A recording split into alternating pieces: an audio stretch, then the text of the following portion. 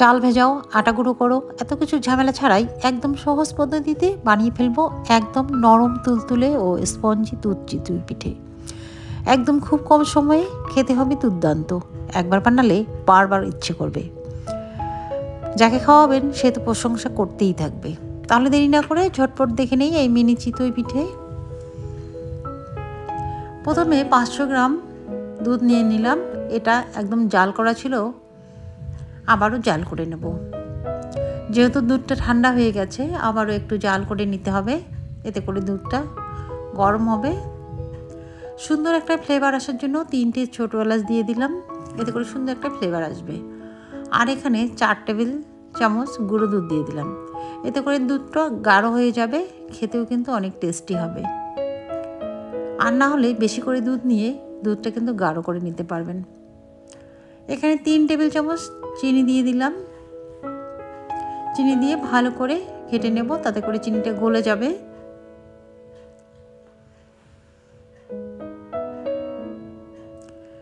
দুধটা কিন্তু অনেকটা গাঢ় হয়ে গেছে, অনেকক্ষণ জাল করা হয়ে গেছে। এবার এখানে খেজুর গুড় দিয়ে দিলাম। খেজুর গুড় দিলে সুন্দর একটা কিন্তু কালার চলে আসবে, টেস্টটা অন্য রকম হবে, খুব ভালো লাগে। এই শীতের দিনে খেজুর গুড়ের এই দুধ চিতই পিঠা বানালে খুবই ভালো লাগে। গুড় দিয়েও ভালো করে জাল করে নেব। আর একটু দুধটা ঘন হয়ে গেছে, দেখতেই পাচ্ছেন দুধটা কিন্তু অনেকটাই কমে গেছে। এবার দুধটা ঢেকে একটা সাইডে রেখে দেব। এবার একটা গ্রাইন্ডার জার নিয়েছি বড় দেখে, এখানে 1 কাপ সুজি নিয়ে নিলাম। মেজারিং কাপ দিয়ে কিন্তু মেপে নিতে হবে। আর এখানে 3 টেবিল চামচ চিনি দিয়ে দিলাম, 3 টেবিল চামচ নারকেল কোড়া দিয়ে দিলাম, স্বাদ মতো লবণ। আর এখানে প্রথমে 1/2 কাপ গরম জল দিয়ে দিলাম, দিয়ে একটু নেড়ে দেখবো আরও লাগবে নাকি। শক্ত হয়ে গেছে, আর একটু দিয়ে দেব। এটা কিন্তু গরম জল, উষ্ণ থেকে একটু বেশি। আর একটু জল দিয়ে দিলাম। এবার এটাকে ভালো করে মিহি পেস্ট করে নিতে হবে। ঢাকনাটা দিয়ে ভালো করে পেস্ট করে নেব, যাতে একদম মিহি হয়ে যায়। দেখতে পাচ্ছেন খুব সুন্দর কিন্তু মিহি হয়ে গেছে। এবার আমি জারটা আর একটু গরম জল দিয়ে ধুয়ে দিয়ে দিচ্ছি।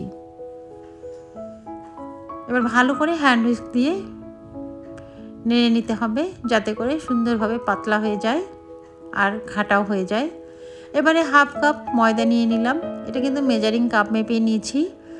1 কাপ সুজির জন্য 1/2 কাপ ময়দা। অল্প অল্প করে আমি ব্যাটারটাকে ভালো করে মেখে নেব। তারপর যদি একটু ঘন হয় আর একটু জল দিতে হবে। এটা কিন্তু বুঝে শুনে দিতে হবে। আগে কিন্তু মেখে নিলেই বোঝা যাবে এটা কতটা ঘন আছে। একবারই জল দিতে যাবেন না, ঘাটার পর দেখবেন যদি শক্ত হয়ে যায় তাহলে কিন্তু জল দেবেন। আমি এখানে 1 কাপ জল নিয়েছি, অল্প অল্প করে দিয়ে ব্যাটারটাকে ফেটিয়ে নেব, তারপরে দেখব কতটা জল লাগে।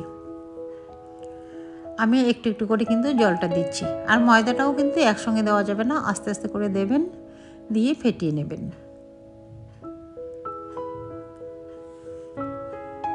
এটা কিন্তু ভালো করে ফেটিয়ে নিতে হবে, যাতে করে কোনো দালা দালা না থাকে। আমি সুন্দরভাবে কিন্তু ফেটিয়ে নিলাম। এবার ঘনত্বটা দেখিয়ে দেব কতটা গাঢ়। আমি একটা হলুদ হাতা নিয়েছি, হাতার পিছনটা দেখিয়ে দিচ্ছি। হলুদ কালারটা কিন্তু বোঝা যাচ্ছে না, এটা কিন্তু অনেকটাই গাঢ়। এই ঘনত্বটাই রাখতে হবে। তারপরে এখানে আমি ছোটো চামচের 1/2 চা চামচ বেকিং পাউডার দিয়ে দিলাম। বেকিং পাউডার দেওয়ার পরে কিন্তু ভালো করে ঘেটে নিতে হবে। এরপরে আরেকটু কিন্তু পাতলা হবে, একদম ফ্লাফি হবে। দেখবেন একটু পরে কিন্তু অনেকটাই ফুলে গেছে, অনেকটাই স্পঞ্জি হয়েছে।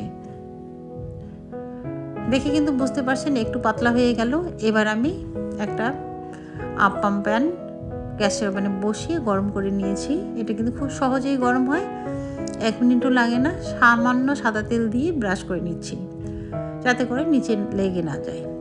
এবারে 1/2 চা চামচ করে দিয়ে দেব।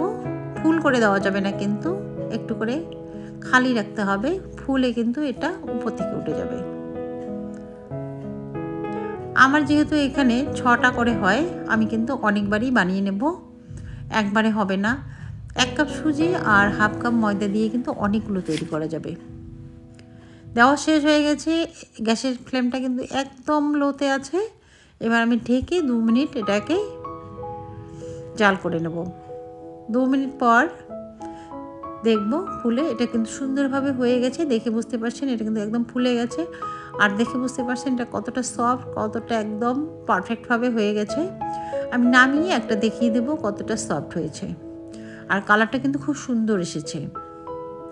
এটা কিন্তু একদম চালের গুঁড়োর মতো চিতই পিঠা তৈরি হয়। যদি কারো কাছে চালের গুঁড়ো না থাকে, এত ঝামেলা করতে না চান, তাহলে কিন্তু এইভাবে ঝটপট বানিয়ে নিতে পারবেন। এতে করে টেস্টের কোনো হেরফের হবে না, বরঞ্চ এটাই খুব ভালো লাগবে। আবারও কিন্তু দিয়ে দিচ্ছি। একইভাবে অনেকগুলো তৈরি করব। 1.5 কাপ ব্যাটারে আমি অনেকটাই তৈরি করব, অনেকগুলোই হবে যেহেতু ছোট ছোট সাইজে। আশা করছি ভালো লাগবে। ভালো লাগলে অবশ্যই একটা লাইক দিয়ে কমেন্ট করে জানাবেন কেমন হয়েছে। আর বাড়িতে অবশ্যই একবার ট্রাই করে দেখবেন। এরকম যদি প্যান না থাকে, কড়াইতেও ছোট ছোট করে দিতে পারবেন। এতে করে সময় লাগবে, কিন্তু কোনো টেস্টের হেরফের হবে না। আর সবার কাছে এরকম প্যান নাও থাকতে পারে। ভালো লাগলে বন্ধু আত্মীয়ের মধ্যে শেয়ার করে দেবেন। আর চ্যানেলে নতুন হলে একটা সাবস্ক্রাইব করার অনুরোধ থাকলো। সাবস্ক্রাইব করে পাশে থাকা বেল নোটিফিকেশনটি অল করে রাখবেন। আবার একটা ব্যাস হয়ে গেল। একইভাবে তুলে নেব। দেখে কিন্তু বুঝতে পারছেন এটা কতটা স্পঞ্জি হয়েছে। এটা কিন্তু ফুলে অনেকটাই আর উপরে ছিদ্র ছিদ্র হয়েছে। এটা কিন্তু দুধের মধ্যে দিলে খুব সুন্দর নরম হয়ে যাবে। আর বন্ধুরা যারা ফেসবুক থেকে দেখছেন, পেজটি ফলো করে রাখবেন।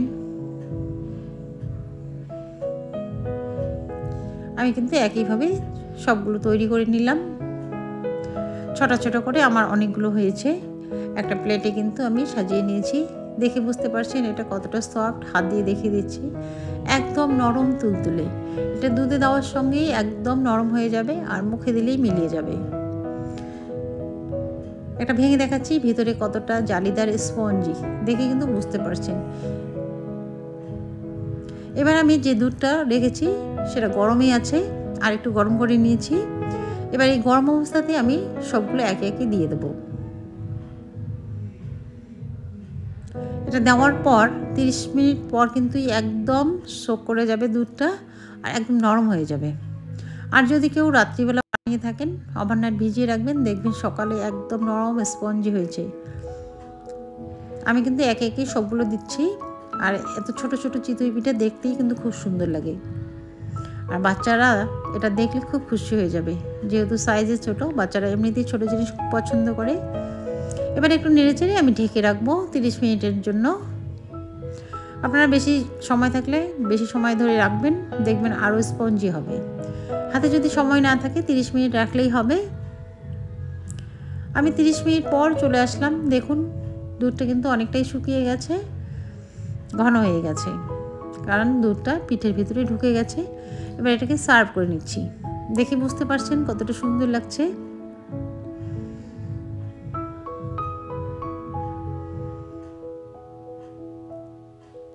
একদম কিন্তু দুধটা সোক করে নিয়েছে, ফুলে ফেপে উঠেছে। এবারে একটু গ্রিন পেস্তা দিয়ে আমি সাজিয়ে নিলাম, এতে করে দেখতে সুন্দর লাগবে। এটা অপশনাল, চাইলে দিতে পারেন, না চাইলে দেবেন না। হাত দিয়ে দেখিয়ে দিচ্ছি এটা কতটা রসে ভরা আর কতটা সফট।